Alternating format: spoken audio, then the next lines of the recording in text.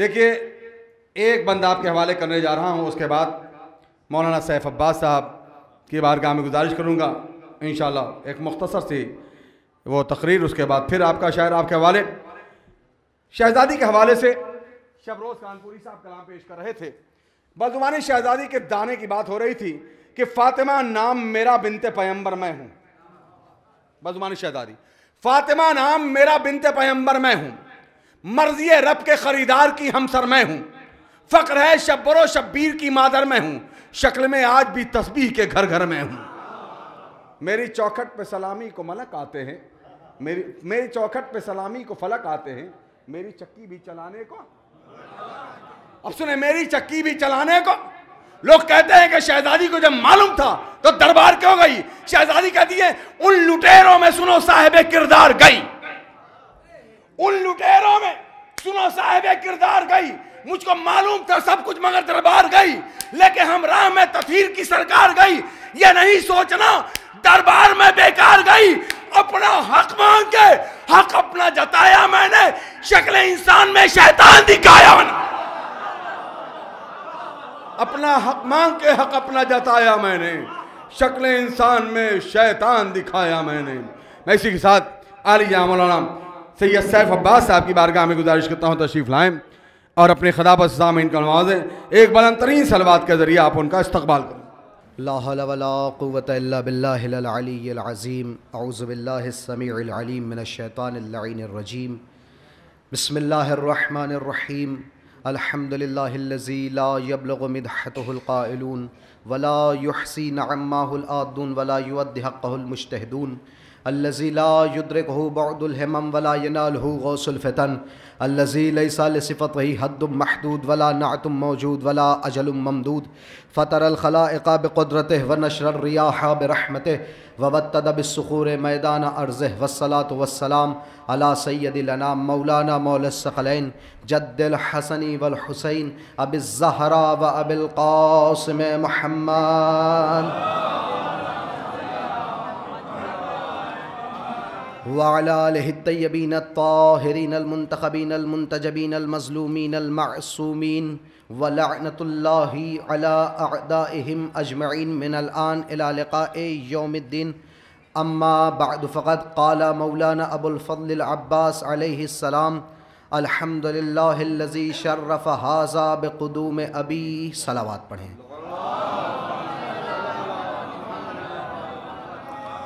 اگر ناگوار نہ گزرے تو اس سے بہتر انداز میں صلوات پڑھ دیں۔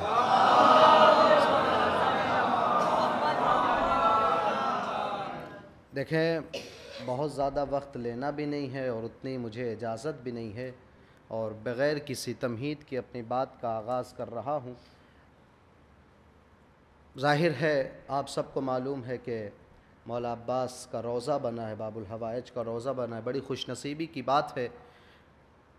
میں نے سوچا تھا کہ 15 شعبان ابھی گزری ہے تو اس عنوان سے کچھ گفتگو کی جائے گی، مگر جب افتتاح جشن مسجد میں معلوم یہ ہوا کہ نہیں اس عنوان سے جشن رکھا گیا ہے، تو میں نے بھی سوچا کہ کیوں نہ اس شہنشاہ وفا کا ذکر کیا جائے کہ جس کی مشق سے سمندر پانی بھرنے آتے ہوں۔ شعراء اور علماء کی بزم ہے، کیوں نہ اس شہنشاہ وفا کا تذکرہ کیا جائے کہ جس کی مشق سے سمندر پانی بھرنے آتے ہوں، اور جس کے روضے کے سائے میں شجر اپنا سایہ تلاش کرنے آتے ہوں، وفا سے فرات سے گہرا جس کے وفا کا پانی ہو، اور القمہ کی پیاسی موجیں جس کے لب تشنا سے برسنے والے عشق حسین کے زمزم کو ترستی ہوں۔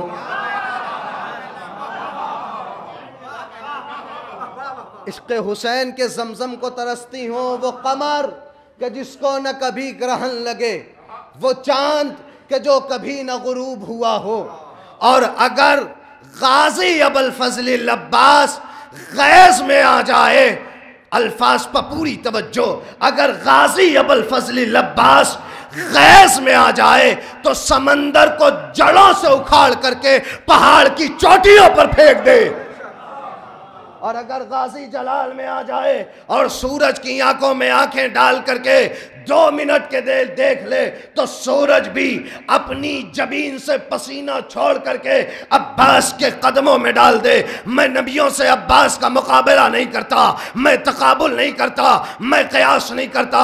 علماء اعلام کی موجودگی میں بس کچھ باتیں اور غازی ابو الفضل العباس کی فضیلت کو سمجھانے کے لیے جملہ کہنا چاہوں گا کہ جو اللہ کے منع کرنے کے بعد بھی شجرہ ممنوعہ میں جا کر کے، شجرہ ممنوعہ تک جا کر کے پھل توڑے اور کھائے، اسے آدم کہتے ہیں۔ اور فرات میں اپنے قدم کو ڈال کر کے جو پانی کی خوشبو نہ محسوس کرے، اسے عباس کہتے ہیں۔ میں عباس کا نبیوں سے مقابلہ نہیں کرتا، میں عباس کا نبیوں سے تقابل نہیں کرتا، مگر عظمت عباس کو سمجھانے کے لیے یہ جملہ ضرور کہنا چاہوں گا۔ مکے کی سنگلاخ وادیوں میں ایڑیاں رگڑ رگڑ کر کے جو زمین مکہ کے سینے سے پانی ابلوائے، اسے اسماعیل کہتے ہیں۔ کربلا کے میدان میں فرات کے کنارے چلو میں پانی لے کر کے فرات کے پانی کو فرات کے منہ مار کر کے جو فرات میں گاڑے، اسے عباس کہتے ہیں۔ اسے عباس کہتے ہیں۔ اور یہ جملہ علماء اعلام سے معذرت کے ساتھ عرض کرنا چاہوں گا، ظاہر ہے تو بڑا عجیب، مگر عرض یہ بھی کرنا چاہوں گا بڑے اطمینان سے، کیونکہ آپ سن رہے ہیں جو رات کی تاریکی میں بتوں کو توڑے اسے ابراہیم کہتے ہیں، اور جس کے علم کا پنجہ دن دہاڑے نکاح توڑ دے اسے عباس کہتے ہیں۔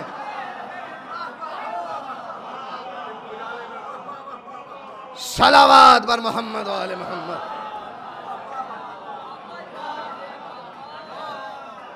اسے عباس کہتے ہیں۔ کہاں سے عباس شروع کیا جائے؟ ظاہر ہے وقت بہت چاہیے، مگر 2-4 باتیں اور عرض کر کے ختم کر رہا ہوں اپنی گفتگو۔ ٹھیک، کہاں سے غازی کی فضیلتوں کو شروع کیا جائے؟ اللہ نے محمد مصطفیٰ کو طلب کرتے ہوئے فرمایا کنت کنزا مخفیا فاحببت ان اعرفا فخلقت یا محمد فخلقت نور محمد۔ اے محمد، میں چھپا ہوا خزانہ تھا، جب میں نے چاہا کہ میں پہچانا جاؤں تو میں نے تیرے نور کو پیدا کیا۔ ٹھیک ہے، پھر اس کے بعد محمد مصطفیٰ نے جس کو طلب کیا وہ ذات ہے علی ابن ابی طالب کی۔ گردش زمان سے تھکنے کے بعد جس کے مسکن میں علی جیسا امام سکون پائے اسے فاطمہ کہتے ہیں، اسے فاطمہ کہتے ہیں۔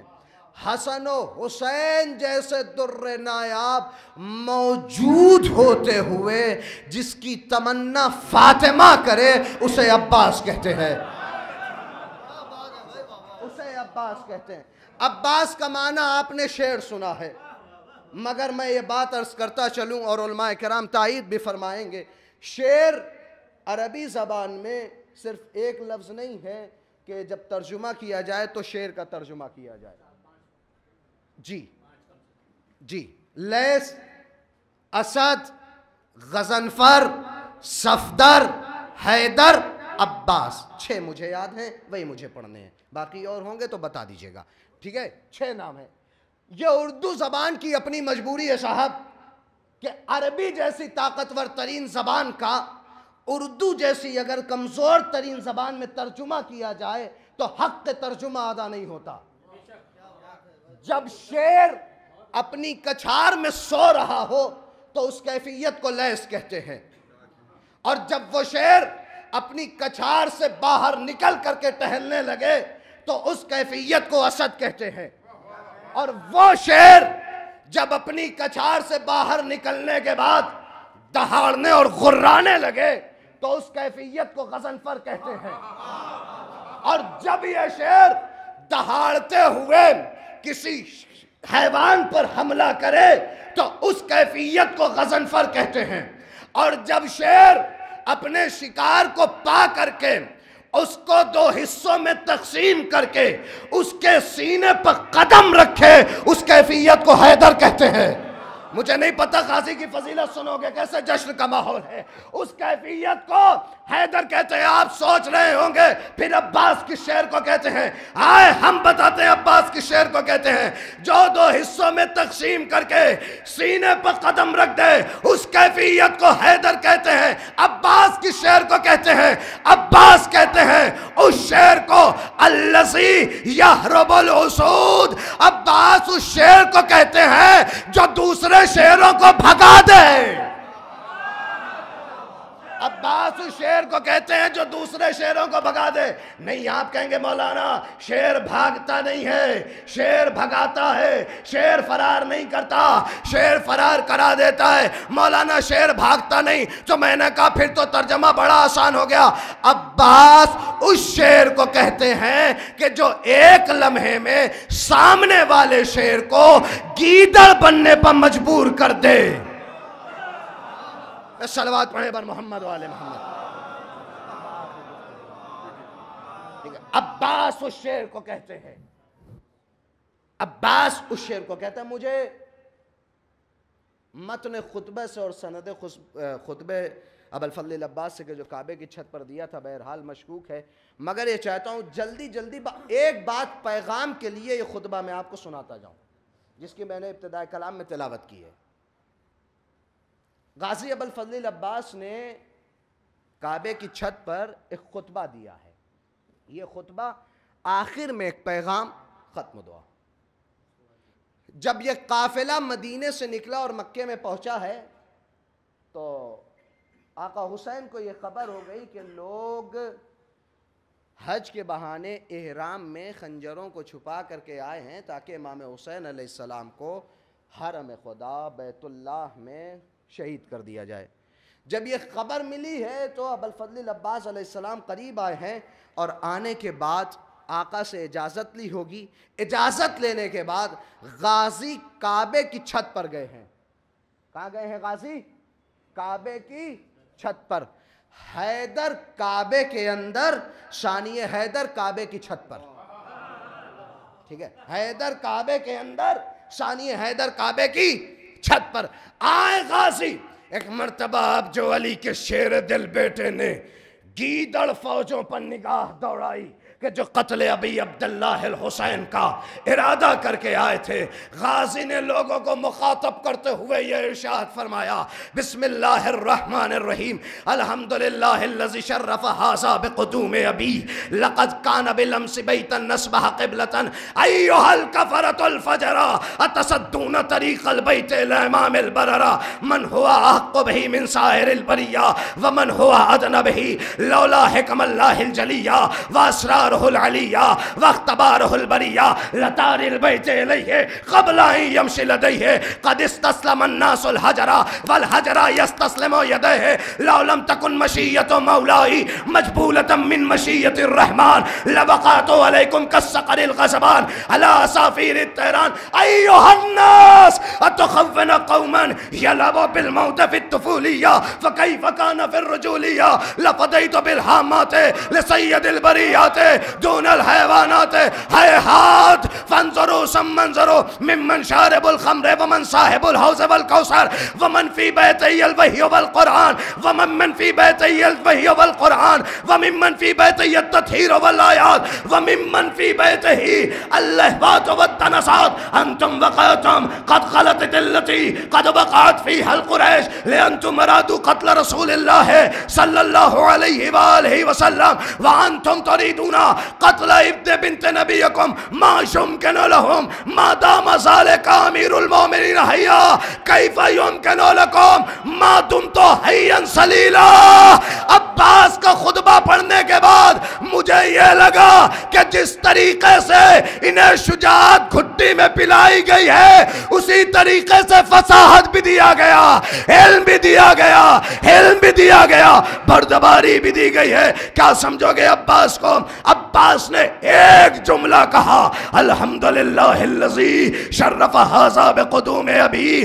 قسم خدا کی اس پروردگار کے لیے حمد ہے, اس خالق کائنات کے لیے تعریفیں ہیں جس نے بیت خدا کو اس کے بابا کی وجہ سے یعنی آقا حسین کی وجہ سے فضیلتیں عطا کی ہیں، شرف بخشا ہے۔ ایک جملہ اپنے محترم سننے والوں کو ہدیہ کر کے بس یہی بات ختم کرنا چاہوں گا۔ عباس اگر چاہتے تو کہہ سکتے تھے میرا بابا علی تھا کہ جس نے کعبے کو شرف عطا کیا، میرا بابا علی تھا جس نے کعبے کو قبلہ بنایا، میرا بابا علی تھا کہ جس نے بتوں کو توڑا، میرا بابا علی تھا، مگر نہیں، عباس نے یہ نہیں کہا کہ میرے بابا نے حسین کی جانب اشارہ کر کے فرمایا، اس کے بابا نے عباس نے تو خطبہ دیتے ہوئے یہ بتا دیا بھائی بھائی ہوتا ہے، سوتیلا سگا نہیں ہوتا،